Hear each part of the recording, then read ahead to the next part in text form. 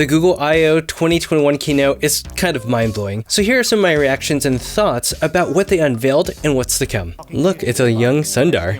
Endless discoveries. Oh, remember that from the Google Pixel 3 days? We were trying to figure out what the camera was that they were using, just looking at that camera interface and everything. With Smart Canvas, we're bringing together the content and connections that transform collaboration into a richer, better experience. Now that he's shared the document, everyone starts dropping in their ideas. Oh, do you remember Google Wave? This is really kind of cool. And this fall, we're excited to bring Meet directly into docs, sheets, and slides for the first time. This will enable teams like Adu's to actually see and hear each other while they're collaborating. I think it's really wild that there are project management tools built into Google Docs now. BERT considers the full context of a word and enabling us to respond to queries with more helpful answers. In this case, realizing that the question was about parking on a hill without a curb. It's just crazy that they're able to take into account the nuance in our language and respond to that in a more appropriate way. Today, I'm excited to share our latest breakthrough in natural language understanding, LaMDA. Say you wanted to learn about one of my favorite planets, Pluto. Shots fired. Let's listen to a conversation the team had with Pluto. I'm so curious about you.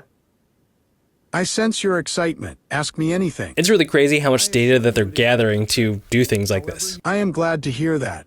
I don't get the recognition I deserve. It's like personalizing anything. Like I could talk to a chair. I could talk to my cats. Thank you for the kind words. I appreciate it.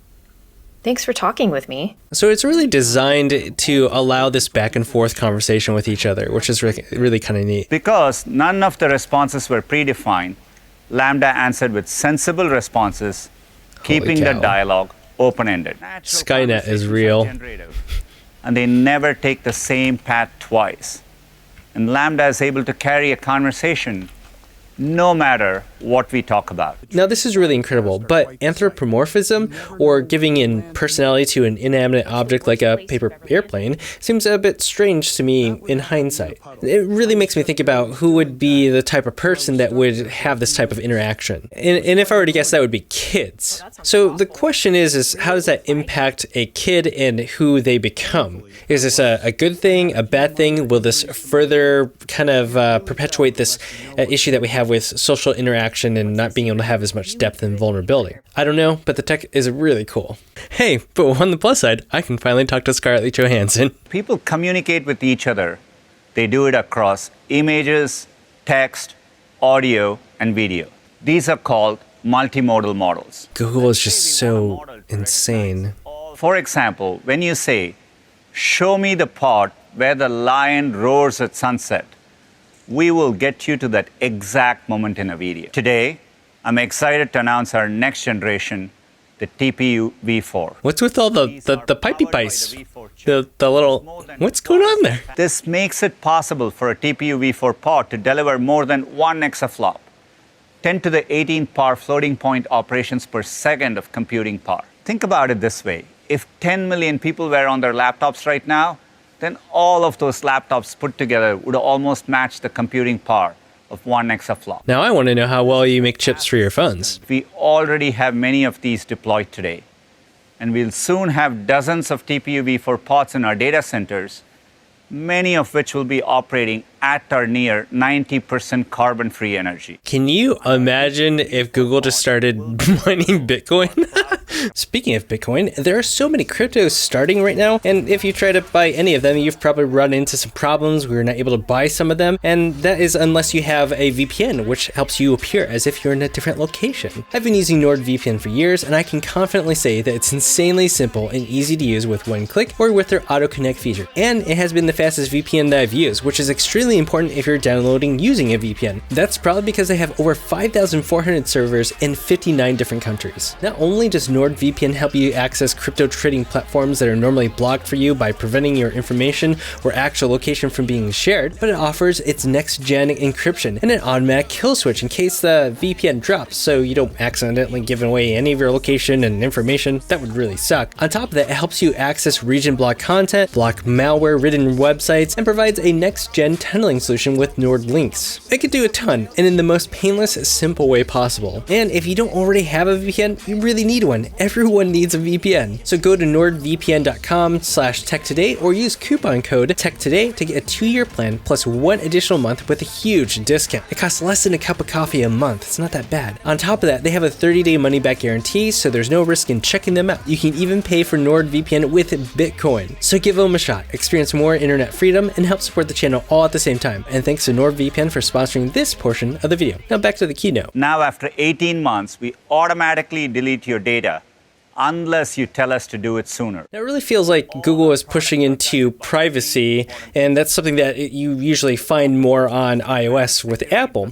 Now, it seems like Google's trying to beef up their reputation a bit because we give them a ton of our information. So they're providing all these features throughout their services that allows you to adjust things according to your comfort level, and so you can be aware of what they're storing or what information they know about you, and you can adjust that if you need to. Run security scans on 100 billion installed apps around the world. Oh no, the wind noise in the microphone. The audio engineer in me is just crying. Where the assistant will help you navigate directly to your compromised accounts and change your passwords in seconds. I like the fact that they have a password manager. It can replace, other password managers that I'm using.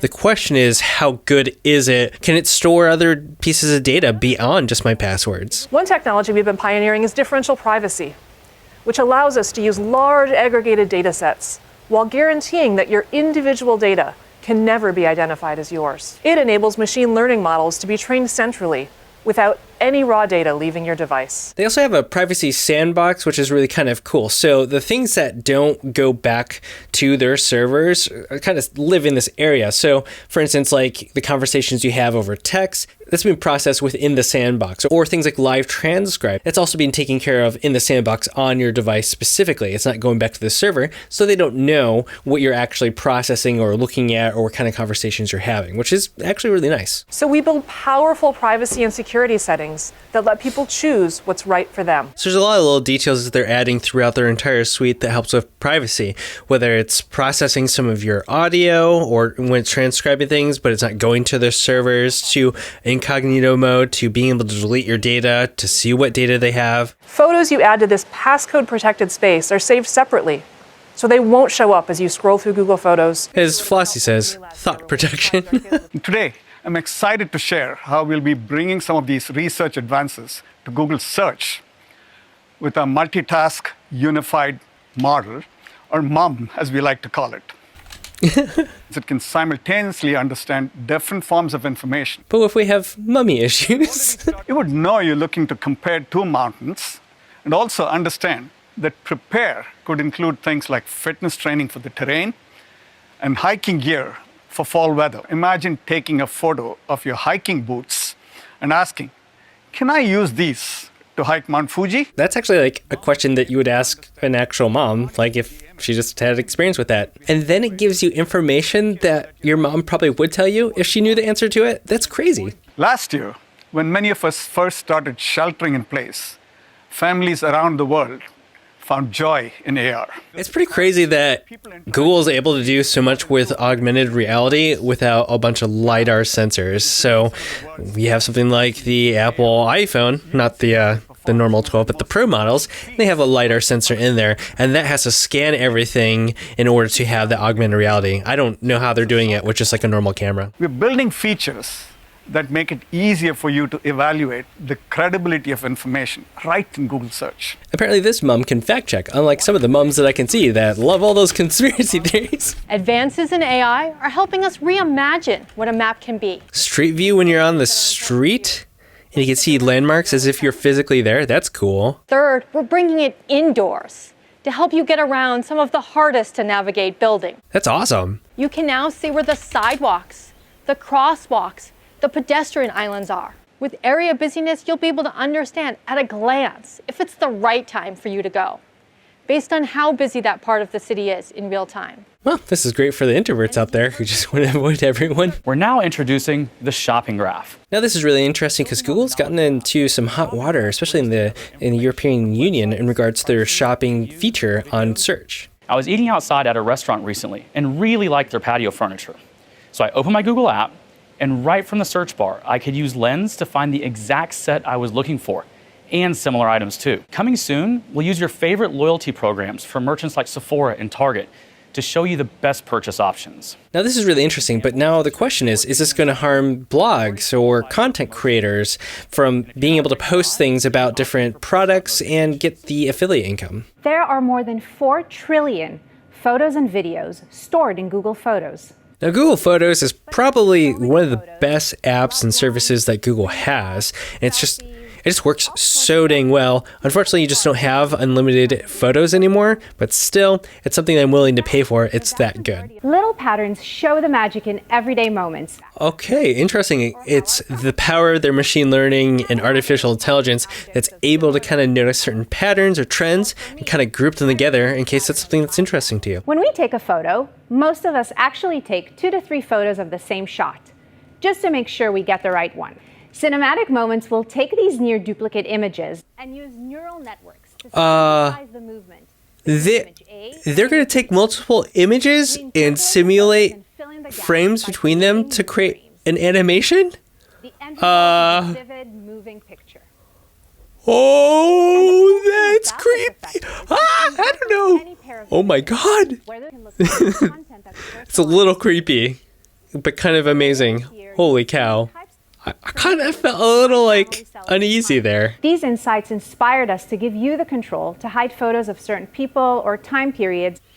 Oh, I do like the ability to hide certain kind of, times and seasons in your life that's a little bit hard. It adds a kind of a human aspect to all the artificial intelligence and machine learning that's going on behind the scenes. It just, kind of helps with mental health and things like that. I appreciate that. Duarte!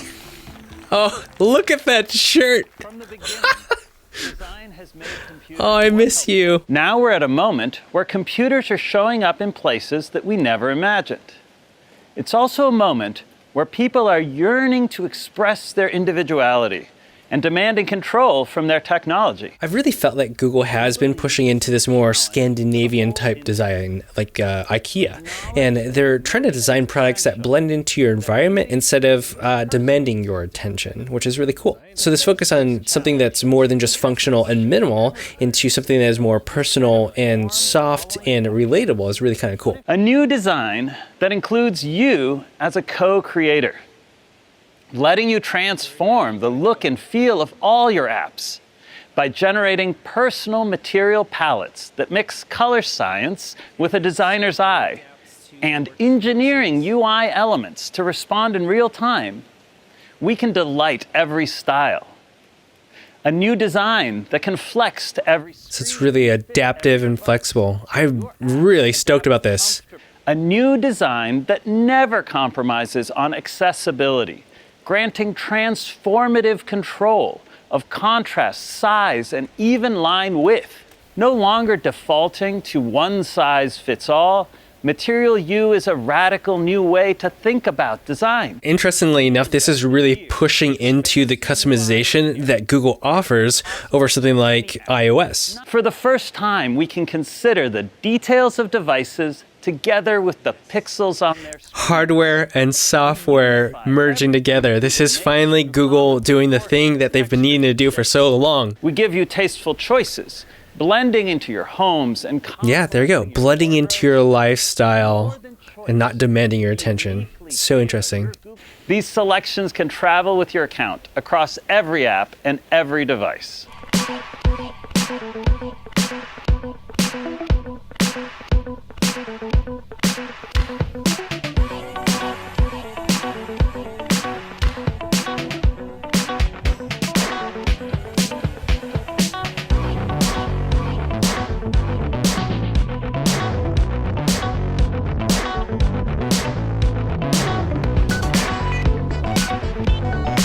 Dude, I like it. I actually really like it. When you see it in action, it feels really nice.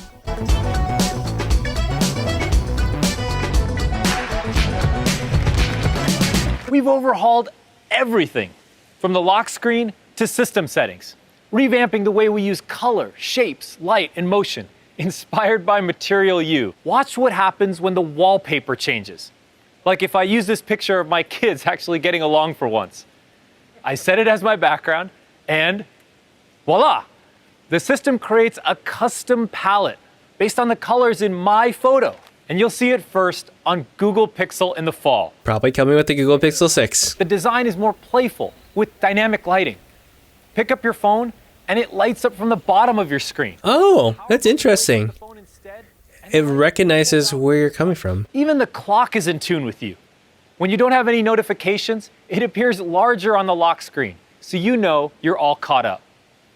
The notification shade is more intuitive, with a crisp, at-a-glance view of your app notifications, whatever you're currently listening to. Oh, it does feel a little bit more soft. That give you control over the OS with just a swipe and a tap. Oh, I like that.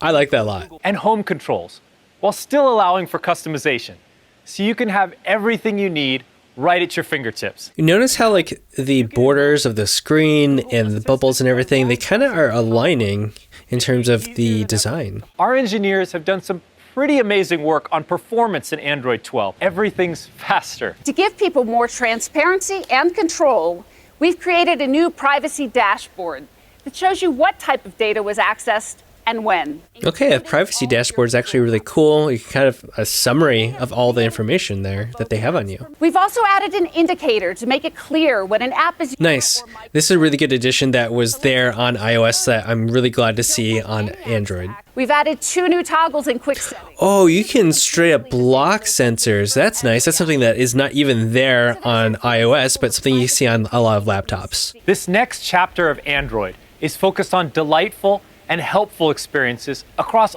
all the devices that are connected to your phone, so that everything just works. If Google really works out their ecosystem, I'm gonna be stoked. With a single tap, you can unlock and sign into your Chromebook when your phone is nearby. Incoming chat notifications from apps on your phone are right there in Chrome OS. And soon, if you want to share a picture, one click, and you can access your phone's most recent photos. Oh, TV remote features in your phone. That's awesome. That totally makes sense. Oh, and I hate typing on like the little, controller. So having the ability to type on your phone is really nice. That's actually something that you would have on a Vizio TV back in the day. Car key will allow you to lock, unlock, and start your car, all from your phone. It works with NFC and ultra-wideband technology, making it super secure and easy to use. Just walk up to your car. That seems to be a trend with ultra-wideband lately. You have that with Samsung devices, and you have iPhones, and now you have Google devices. Car key is launching this fall with select Google Pixel. Pretty much means that we're going to see ultra-wideband in the Pixel 6. To what we believe is the next... Wearables? The smartwatch. Yes! Here we go, here we go, here we go. We've been hard at work in 3 key areas. First, building a unified platform jointly with Samsung, focused on... Unified with Samsung, wow. Better together than apart. A whole new consumer experience, including updates to your favorite Google apps. And third, a world-class health and fitness service, created by the newest addition to the Google family. Oh, nice. We're combining the best of our 2 operating systems, Wear OS and Tizen, into a unified platform focused on faster performance, longer battery life, and a thriving developer community. This makes sense because, the Apple Watch is pretty much the leading smartwatch out there. So them joining forces is probably the best choice in terms of actually having a chance against the Apple Watch. By taking advantage of smaller, lower power cores, we can do things like run the heart rate sensor continuously, letting you better track your activity during the day and your sleep overnight, while giving you plenty of battery to spare for the next day. This combined platform isn't just for Google and Samsung. It will continue to be available for all device makers. I wonder if previous Samsung watches will get this update. Okay, double press for quick app switching. Now I can go from checking my next meeting to the weather forecast to this new tile from Calm. What watch is he wearing? What has he got there? Dude. If that's what we think it is, that'd be wild. Is that the Pixel Watch? It's got 3 buttons though. And speaking of the best of Google, I'm delighted to welcome the newest member of the family to Wear. Yes. Fitbit. This is really a Google Samsung Fitbit combination, which I'm really excited about. I couldn't be more excited for all the updates starting to roll out this fall. All right, this fall. Okay. Pictures are deeply personal and play an important role in shaping how people see you and how you see yourself. Who've taken thousands of images to diversify our image data sets, helped improve the accuracy of our auto white balance and auto exposure algorithms, and given aesthetic feedback to make our images of people of color more beautiful and more accurate. The process was create almost like a guidebook to capture skin tones. It's not for people to change the way they look. It's for us to change the way the tools work. Good job, Google. Good job. We're making auto white balance adjustments to algorithmically reduce stray light, to bring out natural brown tones, and prevent overbrightening and desaturation of darker skin tones. We're also able to reflect curly and wavy hair types more accurately in selfies with new algorithms that better separate a person from the background in any image. Last year, our research demonstrated AI's potential to analyze screening mammograms with accuracy similar to clinicians. One of the greatest anxieties about having mammography is the wait. It may take radiologists days, sometimes weeks, to get through the list of mammograms that need to be read. This is a national problem. We don't have enough people doing what we need to do. I think this is really important. Yeah, my stepmom passed away from breast cancer, so the fact that Google is able to use their incredible technology to help with this is amazing. We're just at the tip of the iceberg in terms of what we can do with artificial intelligence. We would like to see that we are getting patients faster through the system. So that's a study. It's not something that is officially rolling out and that's available to everyone, but we're making progress, and I appreciate that this is a focus. So several years ago, we kicked off a project to use technology to explore what's possible. We call it Project Starline. I just saw my sister as if she was right in front of me. It really, really felt like she and I were in the same room. It was like she was here. What is this Starline? Wait. It looked like they were there? What? First, using high-resolution cameras and custom-built depth sensors, we capture your shape and appearance from multiple perspectives, and then fuse them together to create an extremely detailed what? A 3D model of yourself? The resulting data is huge. I legit just got the chills. I got like goosebumps. And we have developed a breakthrough light field display that shows you the realistic representation of someone sitting right in front of you in 3 dimensions. As you move your head and body, our system adjusts the images to match your perspective. You can talk naturally, gesture, and make eye contact. It's as close as we can get to the feeling of sitting across from someone. Bro, this is like the future. This is like legit the thing that you would expect in the future. Like, seriously, this would have been in a movie. Holy cow. Thank you for joining us today. All right, I think this is one of the best Google I/O keynotes that I've watched. And it's different than the Apple events that we've seen previously that focus on the end-use product for consumers. It doesn't focus as much on the technical stuff. For Google I/O, this is the nerdy technical side of them where they can kind of flex where they're strong at. But my goodness, when they talk about artificial intelligence and machine learning, the stuff that they're able to create is just wild. I'm especially excited about how all this kind of plays out practically in the products that we use, like the Pixel Watch that's sure to come later on this year, and the Pixel 6 and 6 Pro. I really think that this is the year of Google. They have a lot that's kind of been pent up from last year, and it's all going to manifest this year. So let me know your thoughts in the comments and in the This Is Tech Today community Discord chat server. We're having a great time during the keynote, so if you weren't there, you missed out. Check it out, there's a link down below in the description. And thanks again to NordVPN for sponsoring a portion of the video. Thanks so much for watching This Is Tech Today. Until next time.